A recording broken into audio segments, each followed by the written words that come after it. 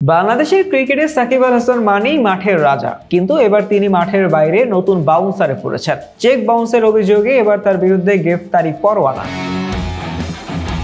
বাংলাদেশের সংবাদ মাধ্যম প্রথম আলো জানাচ্ছে, রবিবার ঢাকার চিফ মেট্রোপলিটন ম্যাজিস্ট্রেট আদালতের রায়ে সাকিব আল হাসান এগ্রো ফার্ম লিমিটেডের প্যাভিলিয়নে লাল কার্ড দেখিয়ে দেওয়া হয়েছে। ক্রিকেট মাঠের অভিজ্ঞতা কাজে লাগিয়ে নানা ম্যাচ জিতেছেন, কিন্তু এবার সাকিবের সামনে সবচেয়ে কঠিন চ্যালেঞ্জ আদালতের কঠিন পিচ। ব্যাংকের অভিযোগ অনুসারে 2017 সালে 1.5 কোটি টাকা ঋণ নিয়েছিলেন সাকিব, আর 2023-এ এসে ঋণের বাউন্সার সামলাতে গিয়ে বোল্ড হয়ে গেলেন। তার ফার্ম ব্যাংককে খুশি করতে 4,14,00,000 টাকার দুটি চেক দিয়েছে, কিন্তু ব্যালেন্সের অবস্থা দেখে ব্যাংক বলেছে এই শট মিস হয়ে গেছে।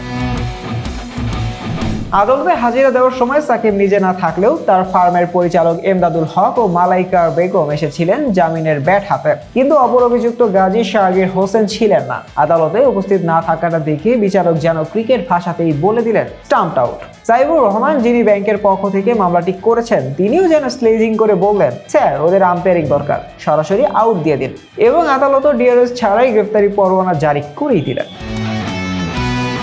সাকিবের এই কেস যেন এক জমজমাট ফাইনাল ম্যাচের মতো। একদিকে আইএফআইসি ব্যাংক, যারা নির্দিষ্ট সময়ের মধ্যে লোনের টাকা ফেরত চায়, আর অন্যদিকে সাকিবের এগ্রো ফার্ম, যারা সময় বাড়ানোর রিভিউ চাইছে। কিন্তু ব্যাংক এবার আর নো বল দিতে নারাজ। তারা কড়া ভাষায় জানিয়ে দিয়েছে পরের ওভারে টাকা না দিলে পরোয়ানা ডিরেক্ট হিট করবে। সাকিব মাঠের বাইরে আরেকটি খেলা খেলছেন, যেখানে 4 ছক্কার বদলে প্রয়োজন লিগ্যাল ডিফেন্সের সিঙ্গেলস নিয়ে এগোনো।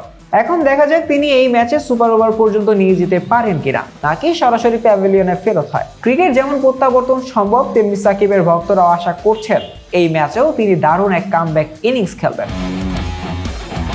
শাহরিয়ার আহমেদ জয়, ডেস্ক রিপোর্ট, আইকন স্পোর্টস।